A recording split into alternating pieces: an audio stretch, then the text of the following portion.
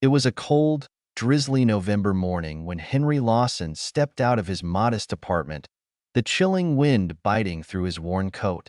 The years had etched lines across his face, each one telling a story of resilience, sacrifice, and quiet pride. On this day, he felt something stirring in his heart that he hadn't felt in a long time, a sense of expectation. Henry was on his way to a luxury car showroom in the heart of the city, where he planned to purchase a Rolls-Royce, a car he had never dreamed of owning.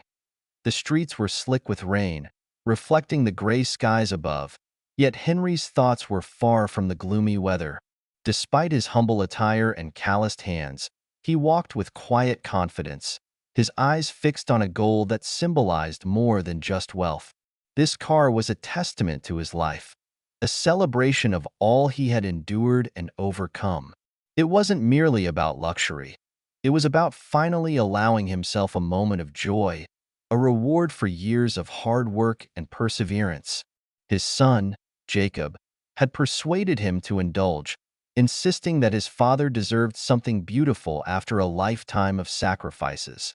Jacob, now a billionaire and CEO of a thriving corporation, credited his success to the values Henry had instilled in him: integrity, hard work, and an unyielding sense of justice. For years, Jacob had offered his father the comforts and luxuries he had never known, but Henry had always declined, content with his simple life. However, today was different. Today, he was determined to embrace his son's generosity, not as a symbol of wealth, but as a symbol of a life well lived. As he approached the grand glass doors of the showroom, his mind drifted back to his childhood in the segregated South, where life had been a daily struggle against discrimination. He remembered the pain of being told he couldn't sit at certain counters, drink from certain fountains, or walk on certain streets. Those memories of hardship were vivid, yet they didn't dampen his spirit. Instead, they fueled his resolve. He had raised a family, instilling hope in his son, determined that Jacob would never face the same injustices he had. Henry took a deep breath as he stepped into the showroom. It was pristine, almost clinical, with white marble floors that gleamed under the bright lights, displaying luxury cars like precious jewels. Everything about the place screamed exclusivity. The air was filled with a hushed silence, interrupted only by the low hum of polite conversation between the sharply dressed sales staff and the wealthy clients perusing the vehicles. Behind the sleek, modern reception desk sat Victoria Hayes, a young woman in her mid-30s with a polished appearance that spoke of luxury and privilege. Her blonde hair was pulled back in a sleek ponytail, her nails meticulously manicured. She wore designer clothes that complemented her well, and she exuded an air of professionalism, an air meant to cater to the city's elite. Her job was to ensure that only those who fit the profile of a serious buyer received the red carpet treatment, while others were promptly dismissed. Victoria looked up from her desk as Henry approached, her eyes narrowing. In that moment, he became an outsider in her world of pristine glass and polished steel. His tattered coat, worn shoes, and aged appearance didn't align with the clientele she was used to seeing. With barely concealed disdain, she sized him up, deciding in an instant that he didn't belong. Oblivious to her judgment, Henry greeted her with a warm smile. "Good morning," he said, tipping his hat politely. "I'm here to look at one of your Rolls-Royces." Victoria's expression didn't soften. In fact, she smirked slightly, her voice dripping with condescension. "Are you sure you're in the right place?" she asked, her tone cold and dismissive. Henry maintained his composure, though he could feel the familiar sting of prejudice in her words. "Yes, ma'am," he replied evenly. "I'm looking to purchase a car." A thin, mocking smile played on Victoria's lips as she leaned back in her chair. "We don't offer tours of the showroom, sir," she said, as if speaking to a lost tourist. "These cars are for serious buyers only." Henry took a steadying breath, refusing to let her disrespect shake him. "I am serious," he said calmly. "I'd like to see one of your Phantom models." Victoria raised an eyebrow, clearly unconvinced. Do you even know how much these cars cost? She asked, as though she were addressing a child. A Rolls-Royce isn't exactly in everyone's budget. Henry held her gaze, reaching into his pocket to pull out a small notebook where he'd written down the exact model he wanted.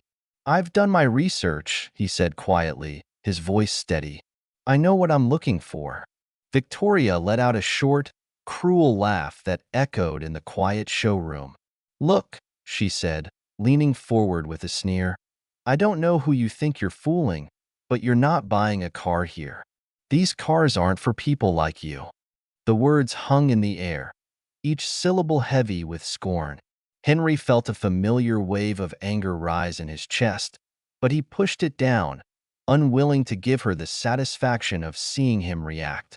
He had faced this type of prejudice his entire life, yet it stung just as sharply as it had in his youth. My son is Jacob Lawson, he said quietly, the strength of his voice undercut by the vulnerability in his gaze. He's the CEO of Lawson Industries. I've come here today to purchase this car with his help. For a brief moment, Victoria hesitated. She had heard of Jacob Lawson, the billionaire CEO of a prominent company known for its philanthropy and innovative ventures. She knew the name well.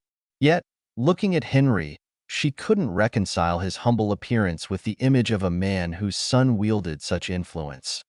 I don't care if you say you know the president, she scoffed, her eyes hardening. You're not buying a car here. Now, I think it's time for you to leave before I have to call security. Henry stood in stunned silence, the weight of her words pressing down on him. He could feel the years of discrimination and hardship pulling at him, the memory of his youth flooding back with brutal clarity. He was on the verge of turning to leave, accepting the harsh reality of her rejection, when the glass doors to the showroom swung open. In walked Jacob, dressed in a finely tailored suit, his presence commanding and dignified. He was here to meet his father, unaware of the painful exchange that had just transpired. But the moment he saw his father's face, he knew something was wrong. He could see the hurt in Henry's eyes, the weariness etched into his features, and it stirred a deep anger within him. Dad, what's going on? Jacob asked, his voice filled with concern as he glanced between his father and the receptionist. Victoria's expression shifted instantly, her earlier arrogance dissolving as she realized who Jacob was. She stood frozen, her confidence replaced by a look of shock and growing fear. She had insulted a man connected to one of the most influential figures in the city, and the reality of her mistake began to sink in. Jacob turned to her, his gaze sharp and unyielding. Is there a problem here? He asked, his voice cold and cutting. Before she could respond, another figure emerged from the back office. It was Robert Sinclair, the dealership's manager. He had noticed the commotion and decided to step in, hoping to salvage the situation before it spiraled further. Mr. Lawson, Robert said, addressing Jacob with a polite smile. I apologize for any misunderstanding. We value your business here. Jacob's jaw clenched. Do you? He asked, his voice low and dangerous. The entire showroom had fallen silent. Victoria and Robert stood there, words caught in their throats. And in that moment, they knew their actions had consequences.